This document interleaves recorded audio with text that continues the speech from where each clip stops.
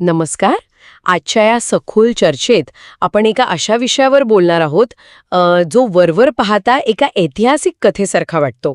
पण खरं तर तो मानवी मानसशास्त्राचा आणि आपल्या मनातील अहंकाराचा एक खूप मोठा धडा आहे. अगदी बरोबर.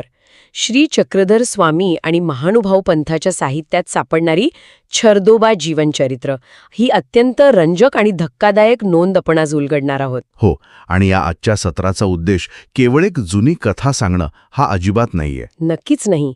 एका सर्वोच्च पातळीवर पोहोचलेल्या महान तपस्व्याचा अधापात कसा होतो त्याचा हा एक वैचारिक प्रवास आपण समजून घेणार आहोत. आणि यातून आपण ज्ञान आणि अहंकार यातील जी एक अतिशय पुसटशी रेषा असते ती समजून घेणार आहोत. कारण माणसाला अनेकदा वाटतं की आपण मोहाच्या जाळ्यातून बाहेर आलोय, पण मोह किती सूक्ष्म असू शकतो हे यातून दिसतं. अगदी बरोबर. अध्यात्मात किंवा कोणत्याही उच्च ध्येयाच्या प्रवासात जेव्हा एखाद्या व्यक्तीला वाटतं की त्यानं सर्व अडथळे पार केले आहेत, तिथेच विनाशाचा मार्ग सुरू होतो. म्हणजे मी जिंकलो हा विचारच पराभवाची पहिली पायरी असू शकतो. हो, मानवी मन स्वतःचीच फसवणूक कशी करतं हे आज आपल्याला या विश्लेषणातून पाहायला मिळेल. तर या प्रवासाची सुरुवात होते ती विदर्भातील एका कडक एकांतवासातून. श्री चक्रधर स्वामी, ज्यांना सर्वज्ञ असंही म्हटलं जातं, ते विदर्भात भ्रमण करत असतात. आणि तिथे त्यांची एका अतिशय श्रद्धावंत माणसाशी भेट होते. बरोबर.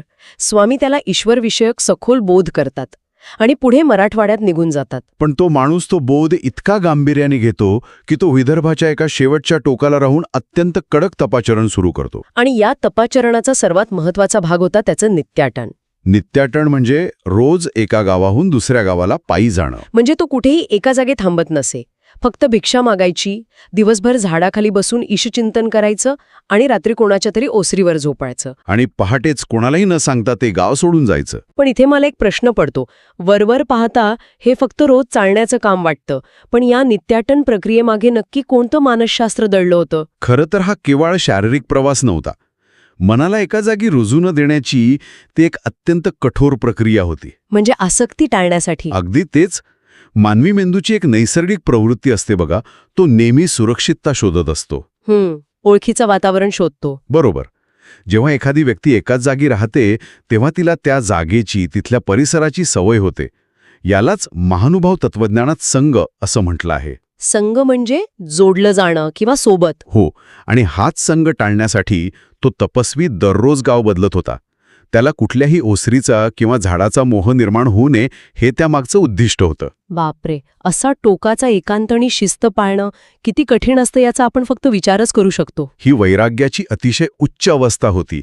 तो स्वतःच्या मनावर नियंत्रण मिळवण्याचा प्रयत्न करत होता. पण इथेच हा विषय खऱ्या अर्थाने रंजक आणि धक्कादायक होतो. कारण याच कडक शिस्तीच्या काळात एक असा प्रसंग घडतो जो कल्पनेच्या पलीकडचा आहे. हो, तो प्रसंग खरंच हादरून टाकणारा आहे. तो तपस्वी एका गावी जातो आणि एका झाडाखाली नामस्मरणात इतका तल्लीन होतो की त्याला वेळेचं भानच राहत नाही. भिक्षेची वेळ टळून जाते. आणि जेव्हा तो गावात जातो तेव्हा दुपार झालेली असते. सगळे लोक कामाला गेलेले असतात. संपूर्ण गाव निर्मनुष्य असतं. त्याला कुणीही भिक्षा देत नाही आणि तो परतीच्या वाटेवर निघतो. पण वाटेत त्याला एक अत्यंत भयानक दृश्य दिसतं. कुणीतरी वमन केलेलं म्हणजे उलटी केलेलं अन्न तिथे पडलेलं असतं. आणि सर्वात धक्कादायक गोष्ट म्हणजे तो तपस्वी ते वमन केलेलं अन्न उचलतो, ते स्वच्छ धुतो आणि ग्रहण करतो. हो, म्हणजे एक सेकंड, तो अक्षरशः रस्त्यावर पडलेलं वमन केलेलं अन्न उचलून खातो. हे ऐकायलाच किती किळसवाणं वाटतंय. इथेच या कथेचं सर्वात गुंतागुंतीचं मानसशास्त्रीय वळण आहे. पण एखादा माणूस उपाशी राहणं पसंत करेल, अशी कृती का करेल? यातील सर्वात रंजक गोष्ट म्हणजे जेव्हा त्याने ते वमन केलेलं अन्न खाल्लं तेव्हा त्याला थोडीही घृणा वाटली नाही. म्हणजे त्याला काहीच किळस आली नाही. अजिबात नाही. आणि आध्यात्मिक दृष्टिकोनातून पाहता घृणा नसणे ही एक अतिशय वरची पायरी मानली जाते. म्हणजे त्याने स्वतःच्या चवीवर आणि जिभेवर पूर्णपणे विजय मिळवला होता. बरोबर. त्याच्यासाठी चांगलं अन्न आणि किळसवाणं अन्न यातील भेद संपला होता. पण काय?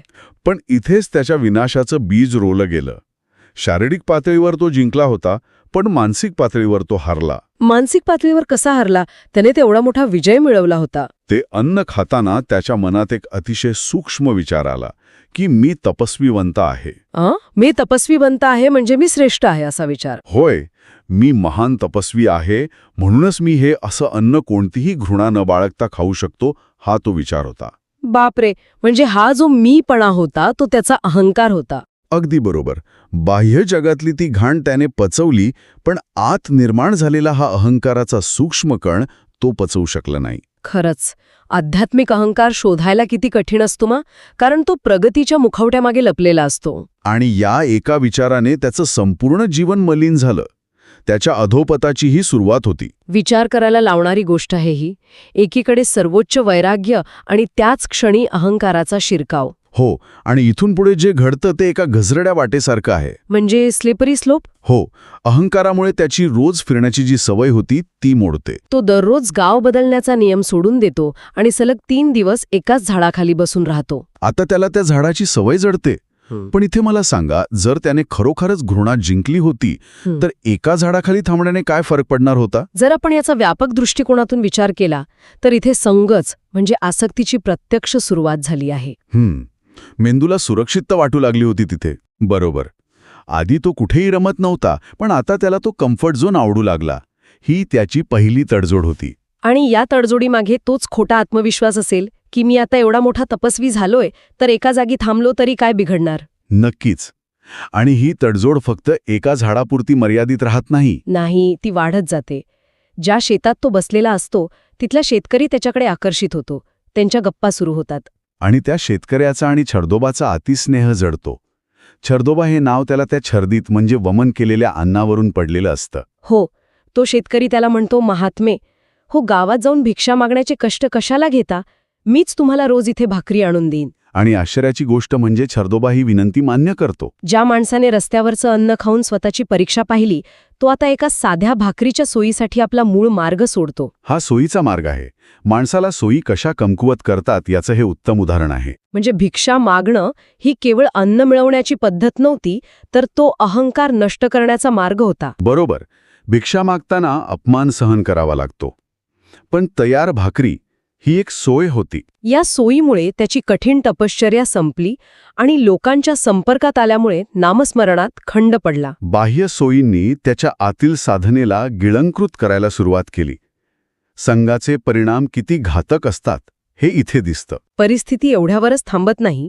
काही काळानंतर त्या शेतकऱ्याचा मृत्यू होतो. आणि त्यानंतर त्याची पत्नी छरदोबाला भाकरी आणून देऊ लागते. पण आता छरदोबाला त्या शेतात करमेनासं होतं.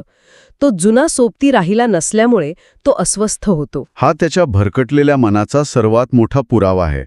ज्याला कधी काळी जगाशी काही घेणं देणं नव्हतं त्याला आता करमत नाहीये. म्हणजे त्याची मानसिक शांती आता आत नसून इतर माणसांच्या सहवासावर अवलंबून राहिली आहे. हो, आणि या अस्वस्थतेतून तो दिवसा रानात बसतो आणि रात्री एका खांड देवळात झोपू लागतो. छरदोबाला पाहते आणि विनंती करते की तुम्ही देवळात झोपण्याऐवजी माझ्याच घरी का नाही राहत. ही एका निराधार स्त्रीने केलेली साधी विनंती वाटते, पण छरदोबाच्या प्रवासात हा एक निर्णायक क्षण ठरतो. ही त्याच्या प्रवासातील शेवटची आणि सर्वात मोठी तडजोड आहे. एक साधी सोय शेवटी जीवनशैलीत कशी बदलते ते बघा. तो जेव्हा तिच्या घरी राहायला जातो तेव्हा तो संन्यास धर्माचा पूर्णपणे त्याग करतो आणि संसाराचा स्वीकार करतो. त्याचे संन्यास धर्माचे सर्व विधी आणि नियम कायमचे बंद पडतात. तो एक गृहस्थ बनतो. त्याला त्या स्त्रीपासून मुलेबाळे होतात. तो शेतातील कामं करू लागतो. आणि सर्वात धक्कादायक म्हणजे ज्या ईश्वरासाठी त्याने घर सोडलं होतं, ज्या स्वामींनी त्याला बोध दिला होता, त्या देवाचं नाव तो पूर्णपणे विसरून जातो. संसारात तो इतका आकंठ बुडतो की त्याचं अस्तित्व एका सामान्य शेतमजुरासारखं होऊन जातं. एक छोटीशी सवय, एका भाकरीची सोय माणसाला सर्वोच्च ध्येयावरून थेट जमिनीवर आणून आपटते. तो मूळ ज्ञान आणि वैराग्य भाव सगळं संसाराच्या ओझ्याखाली गाडलं जातं. पण या कथेला आता एक अत्यंत भीषण वळण मिळतं. हो, काळ लोटतो आणि विदर्भात भयंकर दुष्काळ पडतो. शेतात काहीच पिकत नाही आणि 5-6 माणसांच्या त्याच्या कुटुंबाची उपासमार सुरू होते. पूर्वी तो स्वतःच्या इच्छेने उपाशी राहत होता, पण आता परिस्थितीने त्याच्या कुटुंबाला उपाशी ठेवलं होतं. हा निसर्गाचा प्रहार होता. आणि मग उदरनिर्वाहासाठी छरदोबा आपली पत्नी, मुले आणि एका शेळीसह विदर्भातून चालत चालत मराठवाड्यातील पैठण शहरात येतो. इथेच या कथेचा सर्वात मोठा आणि हृदयद्रावक क्लायमॅक्स सुरू होतो. कारण ज्या पैठणमध्ये तो विस्थापित मजूर म्हणून आला आहे तिथेच श्री चक्रधर स्वामी नागनाथ मठात मुक्कामाला आहेत. ही दोन परस्पर विरोधी अवस्थांची ऐतिहासिक भेट आहे. छरदोबा संसारी अवस्थेत मठापुढून चालला आहे आणि स्वामींची नजर त्याच्यावर पडते. स्वामी जेव्हा आपल्या जुन्या शिष्याची दुरावस्था पाहतात तेव्हा त्यांच्या मनात संताप येत नाही तर प्रचंड दया उत्पन्न होते. त्यांना वाटतं की या मलिन झालेल्या पुरुषास उजळ करावे. म्हणजे त्याची ती मृत स्मृती जी तो पूर्णपणे विसरला आहे ती पुन्हा जिवंत करावी अशी स्वामींची इच्छा असते. तर या सगळ्याचा नेमका अर्थ काय होतो ते आता आपण पाहूया. स्वामी त्यांच्या औसानादाच्या शिष्येला बाहेर कोण आहे हे पाहायला सांगतात. आणि औसा जेव्हा बाहेर येते तेव्हा तिला एक विचित्र दृश्य दिसतं. छरदोबाच्या डोक्यावर तान्ह्या मुलाचा पाळणा आहे, एका हातात शेळी आहे आणि मागे पत्नी व मुले चालत आहेत. हे दृश्य म्हणजे त्याच्या अधपाताचं जिवंत प्रतीक आहे.